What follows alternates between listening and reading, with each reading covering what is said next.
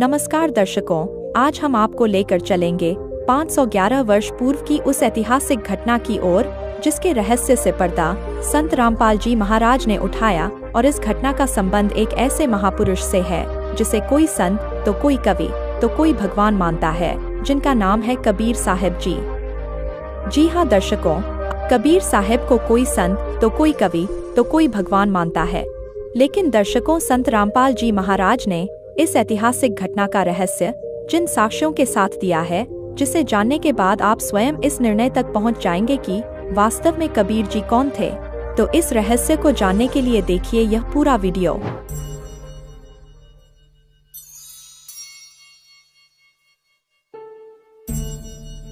कबीरा कबीरा है कबीरा कबीरा है कबीरा कबीरा है कबीरा कबीरा है कबीरा कबीरा है कबीरा।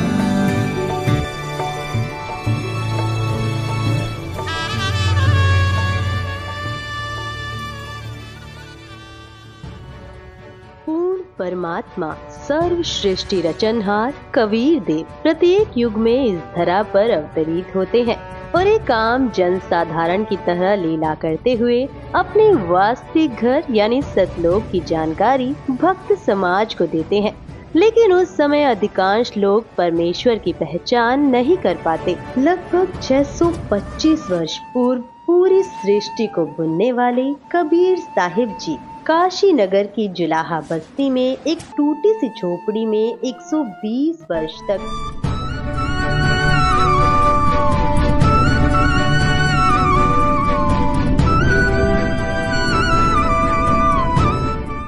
कपड़ा बुनने की लीला करते हुए अपने तत्व ज्ञान और सतलोक की महिमा का गुणगान किया करते।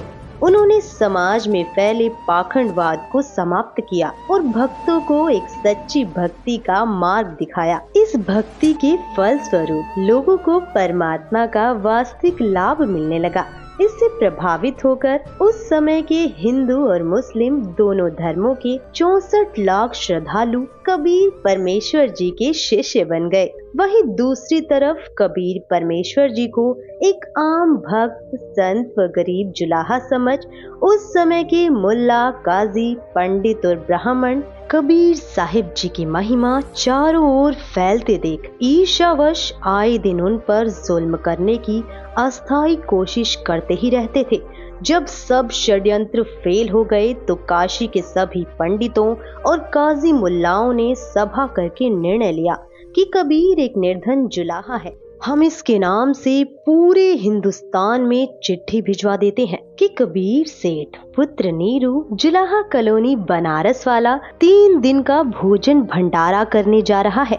सभी अखाड़े वाले बाबा और साधु संत आमंत्रित हैं। साथ में अपने अपने शिष्यों को अवश्य लाएं। तीनों दिन प्रत्येक भोजन के पश्चात सभी साधु संत, ब्राह्मण, काजी मुल्ला, पीर पैगंबर और औलिया को एक दोहर, एक मोहर तथा जो कोई सूखा सीधा यानी आटा, मिठाई, घी, दाल, चावल भी लेना चाहे वह भी दिया जाएगा। दोहर एक लोई होती थी जो उस समय की सबसे महंगी और उपयोगी कंबल मानी जाती थी, जिसे अमीर लोग ही ओढ़ते थे। मोहर लगभग 10 ग्राम सोने से बनी होती थी, जिसकी वर्तमान कीमत लगभग 30,000 रुपए है। उस लोहे की कीमत वर्तमान में 10,000 से कम नहीं है। सर्वसम्मति से यह निर्णय लेकर पत्र भिजवा दिए गए और दिन निश्चित कर दिए गए। निश्चित दिन को 18 लाख साधु संत, ब्राह्मण, मंडलेश्वर अपने अपने शिष्यों सहित पहुंच गए। सबको लालच था कि प्रत्येक भोजन के पश्चात उपरोक्त दक्षिणा मिलेगी, इसलिए अपने अपने शिष्यों को मंडलेश्वर ले आए कि अच्छा माल मिलेगा, सूखा सीधा भी लेंगे, महीनों का खाने का और कई हजार का सोना तथा लोई मिलेगी, बेचकर काम चलाएंगे। कबीर परमेश्वर ने 2 रूप में अभिनय किया। एक रूप में वह अपनी कुटिया में बैठे रहे, दूसरे रूप में अपने सतलोक से 9 लाख बैलों पर थैले रखकर पका हुआ सामान तथा सूखा सामान और दोहर मोहर भर कर ले आए। आया है बंजारा केशव आया है, काशी आया माल अपारा केशव आया है।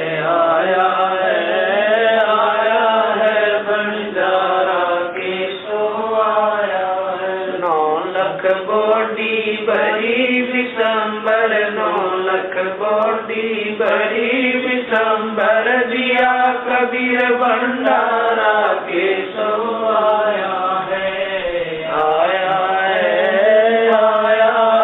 बंजारा केशव आया है धरती ऊपर तंबू ताने धरती ऊपर तंबू ताने चौपड़ के बजारा केशव आया है बंजारा केशव आया है कौन देश से बालद आई कौन देश से बालद आई ना कहीं बजाने वाला केशव आया है बंजारा केशव आया है अपरम पार पार गत तेरी अपरम पार पार गत तेरी कित उतरी जलधारा केशव आया है बंजारा केशव आया है साहूकार नहीं कोई जाके साहूकार नहीं कोई जाके काशी नगर मजारा केशव आया है बंजारा केशव आया है दास गरीब कलप से उतरे दास गरीब कलप से उतरे जिया पे अलग कर तारा केशव आया है बंजारा केशव आया है दास गरीब कलप से उतरे दास गरीब कलप से उतरे जिया पे अलग कर तारा केशव आया है बंजारा केशव आया है काशी के बाजार में टेंट लगाकर सारा सामान टेंटों में रख दिया और कुछ सेवक भी सतलोक से साथ आए थे जो सभी व्यवस्थाएं संभाल रहे थे। भंडारा शुरू कर दिया गया। 3 दिन तक चिट्ठी में लिखे अनुसार सभी दक्षिणा दी गई। उस समय भोजन भंडारे में दिल्ली का राजा सिकंदर लोधी भी आया था और उसका निजी पीर शेख तकी भी आया था। शेख तकी उपरोक्त षड्यंत्र का मुख्य सदस्य था। उसने सिकंदर लोधी को भी पत्र भिजवाया। वह चाहता था कि किसी तरह सिकंदर लोधी के दिल से कबीर जी उतर जाएं और मेरी महिमा बढ़े। उस शेख का अनुमान था कि अब की बार कबीर काशी से भाग जाएगा और भंडारे में पहुँचे साधु कबीर को गालियां दे रहे होंगे। राजा भी कबीर जी का प्रशंसक नहीं रहेगा। परंतु जब वे भंडारे के स्थान पर पहुँचे तो देखा कि लंगर चल रहा है और सभी दक्षिणा दी जा रही है। सभी साधु और अन्य व्यक्ति भोजन खाकर दक्षिणा लेकर कबीर सेठ की जय जयकार कर रहे हैं। बादशाह सिकंदर लोधी ने पता किया कि भंडारा करने वाला कहाँ है। बताया गया कि वह सामने वाले बड़े तंबू में है। राजा और शेख तकी उस तंबू में गए और पहले अपना परिचय दिया, फिर उसका परिचय पूछा। तंबू में बैठे सेठ ने परिचय बताया कि मेरा नाम केशव है, मैं बंजारा हूँ। कबीर जी मेरे मित्र हैं। उनका मेरे पास संदेश गया था कि एक छोटा सा भंडारा करना है, कुछ सामान लेकर आना। मेरा भी निमंत्रण भेजा था। राजा सिकंदर लोधी ने पूछा कि कबीर जी क्यों नहीं आए? केशव रूपधारी परमेश्वर ने कहा, मैं जो बैठा हूँ उनका नौकर हूँ, वे मालिक हैं। इच्छा होगी तब आएंगे। उनकी कृपा और आदेश से सब ठीक चल रहा है। आप भी भोजन करें। राजा ने कहा, पहले उस सुभान अल्लाह के दर्शन करूँगा, बाद में भोजन करूँगा। यह कहकर हाथी पर बैठकर राजा सिकंदर कबीर जी की कुटिया पर पहुँचे। साथ में कई अंगरक्षक भी थे। कबीर परमेश्वर जी को संत रविदास जी ने सुबह ही बता दिया था कि हे कबीर जी, आज तो विरोधियों ने बनारस छोड़कर भगाने का कार्य कर दिया है। आपके नाम से झूठे पत्र भेज रखे हैं और ऐसा ऐसा लिखा है। लगभग 18 लाख व्यक्ति, साधु संत लंगर खाने पहुंच चुके हैं। कबीर जी ने कहा कि मित्र आ जा, बैठ जा, दरवाजा बंद करके साकर लगा ले। आज का दिन बिताकर रात्रि मैं अपने परिवार को लेकर भाग जाऊंगा, कहीं अन्य शहर गांव में निर्वाह कर लूंगा। जब उन्हें कुछ खाने को मिलेगा ही नहीं तो चिल्लाकर गाली गलौज करके चले जाएंगे। हम साकर नहीं खोलेंगे, यदि किवाड़ तोड़ेंगे तो हाथ जोड़ लूंगा कि मेरा सामर्थ्य आपको भंडारा कराने का नहीं है। गलती से पत्र डाले गए, मारो भावे छोड़ो। दोनों संत माला लेकर भक्ति करने लगे। मुँह बोले माता पिता तथा मृतक जीवित किए हुए लड़का तथा लड़की सुबह सैर को गए थे। इतने में दिल्ली के बादशाह सिकंदर लोधी ने दरवाजा खटखटाया। संत रविदास जी ने कहा, प्रभु लगता है कि अतिथि यहाँ पर भी पहुँच गए हैं। कबीर जी ने कहा, देख सुराग से, बच्चे तो नहीं आ गए हैं। रविदास जी ने देखकर बताया कि नहीं, कोई और ही है। 2-3 बार दरवाजा खटखटाकर राजा सिकंदर लोधी ने अपना परिचय देकर बताया कि आपका दास सिकंदर आया है, आपके दर्शन करना चाहता हूँ। परमेश्वर कबीर जी ने कहा, राजन आज दरवाजा नहीं खोलूंगा, मेरे नाम से झूठी चिट्ठियाँ भेज रखी हैं। लाखों संत भक्त पहुँच चुके हैं। रात्रि होते ही मैं अपने परिवार को लेकर कहीं दूर चला जाऊंगा। सिकंदर लोधी ने कहा, परवरदिगार आप मुझे नहीं बहका सकते, मैं आपको निकट से जान चुका हूँ। आप एक बार दरवाजा खोलो, मैं आपके दर्शन करके ही जलपान करूँगा। परमेश्वर की आज्ञा से रविदास जी ने दरवाजा खोला तो सिकंदर लोधी मुकुट पहने पहने ही चरणों में लौट गया और बताया कि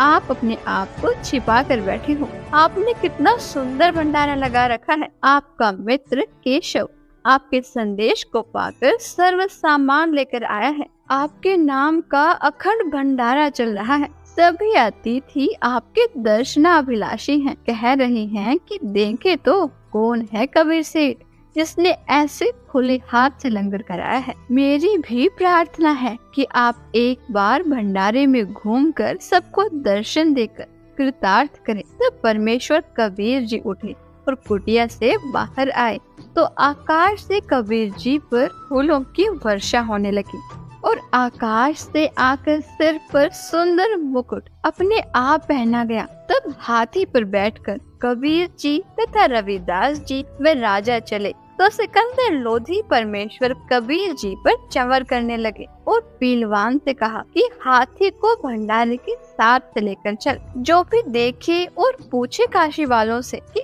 कबीर सेठ कौन सा है, उत्तर मिले कि जिसके सिर पर मोर पंख वाला मुकुट है यह है कबीर सेठ, जिस पर सिकंदर लोधी दिल्ली के बादशाह चंवर कर रहे हैं। सभी एक स्वर में जय बोल रहे थे, जय हो कबीर सेठ की। जैसा लिखा था वैसा ही भंडारा कराया है। ऐसी व्यवस्था कहीं देखी न सुनी। भोजन खाने का स्थान बहुत लंबा चौड़ा था। उसमें घूमकर फिर वहाँ पर आए जहाँ पर केशव टेंट में बैठा था। हाथी से उतरकर कबीर जी तंबू में पहुँचे तो अपने आप एक सुंदर पलंग आ गया। उसके ऊपर एक गद्दा बिछ गया, ऊपर गलीचे बिछ गए जिसके झालरों में हीरे पन्ने लाल लगे थे। टेंट को ऊपर कर दिया गया जो 2 तरफ से बंद था। खाना खाने के पश्चात सब दर्शनार्थ वहां आने लगे। तब परमेश्वर कबीर जी ने उन परमात्मा के लिए घर त्याग कर आश्रमों में रहने वालों तथा अन्य गृहस्थ व्यक्तियों और ब्राह्मणों को आपस में अर्थात केशव तथा कबीर जी ने आध्यात्मिक प्रश्न उत्तर करके सत्य ज्ञान समझाया।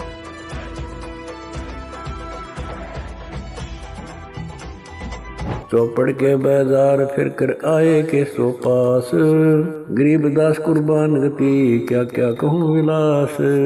पाट पटम्बर बस गए ऊपर हीरे लाल, गरीबदास साहेब धनी डाये मुक्ता माल।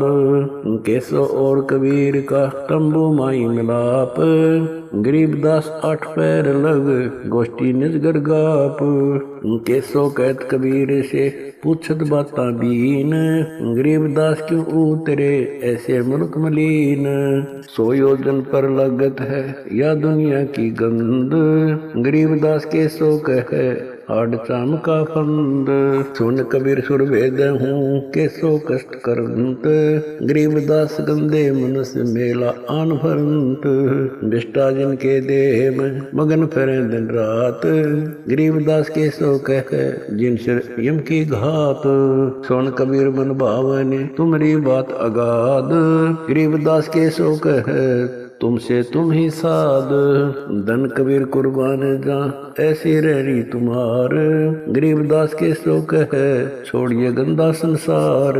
नरक भरे तिस उदर है रुदर भरी सब देह, गरीबदास के सो कह या मनुष्य मुखे है। राम नाम कैसे भोर नरक नगीन शरीर, गरीबदास के सो कह विलंबे कहाँ कबीर। दम बिन दे ही सही नहीं जमी आसमान, गरीबदास के सो कह जहाँ रहन स्थान। हीरे पीले मोती जहाँ हीरे बदन सफेद, गरीबदास के सो कह सुनो देश का भेद।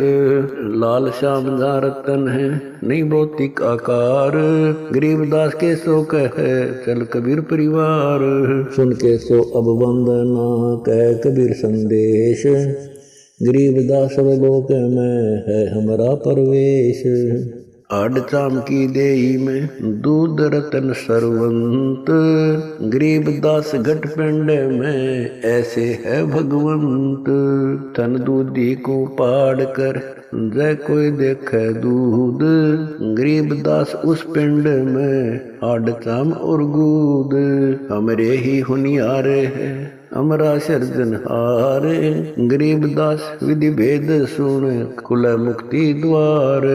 युग 70 हम ज्ञान दिया जीवन समझा एक, गरीबदास घर घर फिरे दरे कबीरा भेख। 70 युग सेवन किए किन न बुझी बात, गरीबदास न समझात हूँ मोहे लगावे लात। कल्प कोटि युग बीतिया हम आए हर बेर, गरीबदास के सो सुनो देन भक्ति की टेर। स्वर्ग मृत्यु पाताल में हम बैठे कई बार, गरीबदास घर घर से जा मार मार के मार। हमारी जात अपूर्वी पूरब रहनी हमारे, गरीबदास कैसे जुड़े पश्चिम के कतार। हम है ठेठ पूरब के उतरे औगट घाट, गरीबदास जी दक्षिण के यो नहीं मिलती साट। हम पूरब के पूर्वी उत्तर देश उतरंत, गरीबदास जी दक्षिण के यो नहीं संग चलंत। जिन्हों हमारी सीख ली काटू जरा मण जंजीर, गरीबदास के सो सुने ऐसे कह कबीर।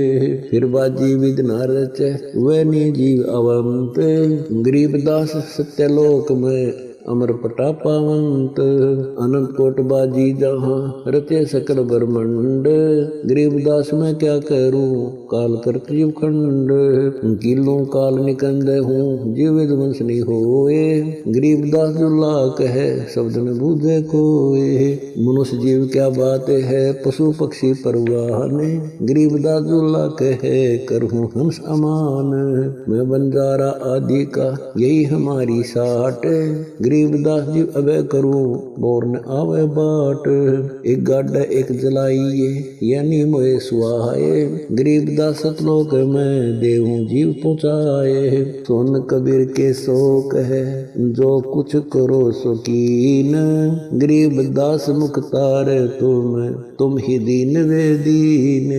सुन सतगुर तो से कहूँ तुम हो दीन दयाल, गरीबदास आदीन में तुम साहिब अब्दाल। अनंत कोटि ब्रह्मांड को तारत लगे नेवार, गरीबदास के सो कहे तुम ही दारमदार।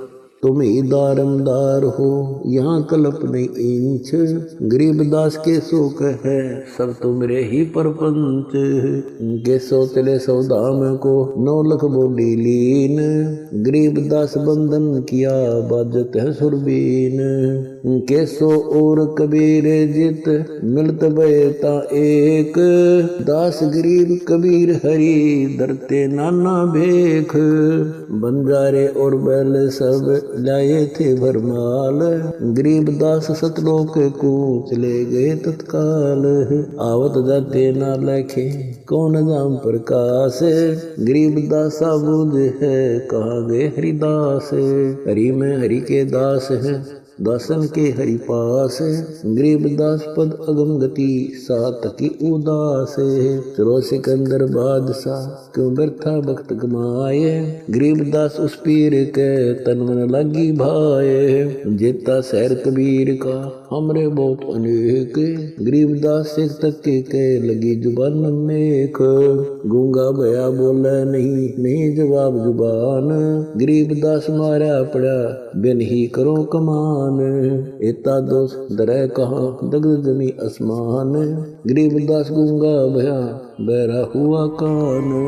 8 पहर यानी 24 घंटे तक सत्संग करके उनका अज्ञान दूर किया। कई लाख साधुओं ने दीक्षा ली और अपना कल्याण कराया। विरोधियों ने तो परमेश्वर का बुरा करने की कोशिश की, परंतु परमात्मा को इकट्ठे करे कराए भक्त मिल गए अपना ज्ञान सुनाने के लिए। उन भक्तों को सतलोक से आया हुआ उत्तम भोजन कराया, जिसके खाने से अच्छे विचार उत्पन्न हुए। उन्होंने परमेश्वर का तत्व ज्ञान समझा, दीक्षा ली तथा कबीर जी ने उन्हें वर्षों का खर्चा भी दक्षिणा रूप में दे दिया। सब भंडारा पूरा करके सर्व सामान समेट कर बैलों पर रखकर जो सेवक आए थे वे चल पड़े। तब सिकंदर लोधी, शेख तकी, कबीर जी, केशव जी तथा राजा के कई अंगरक्षक भी खड़े थे। अंगरक्षक ने आवाज लगाई, बैल धरती से 6 इंच ऊपर चल रहे हैं, पृथ्वी पर पैर नहीं रख रहे। यह लीला देखकर सब हैरान थे।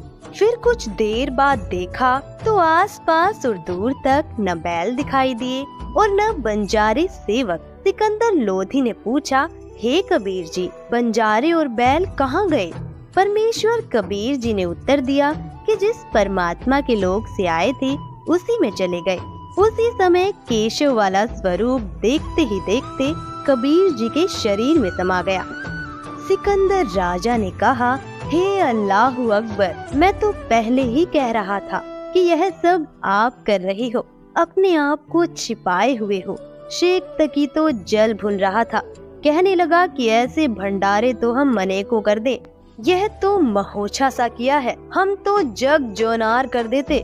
महोछा कहते हैं वह धर्म अनुष्ठान जो किसी पुरोहित द्वारा पितृदोष मिटाने के लिए थोपा गया हो। उसमें व्यक्ति बताए गए नग मन मारकर सस्ती कीमत के लाकर पूरे करता है, हाथ सिकोड़ कर लंगर लगाता है, जिसके घर कई वर्षों के बाद संतान उत्पन्न होती है तो दिल खोल कर खर्च करता है, भंडारा करता है तो खुले हाथों से। संत गरीबदास जी ने उस भंडारे के विषय में जिसकी जैसी विचारधारा थी यह बताई। गरीब कोई कहे जग जो नार करी है, कोई कहे महोछा, बड़े बड़ाई करया करें गाड़ी काटे ओछा।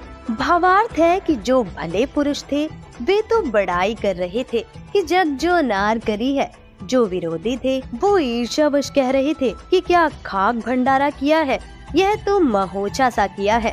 जब शेख तकी ने ये वचन कहे तो वह गूंगा तथा बहरा हो गया और शेष जीवन पशु की तरह जिया।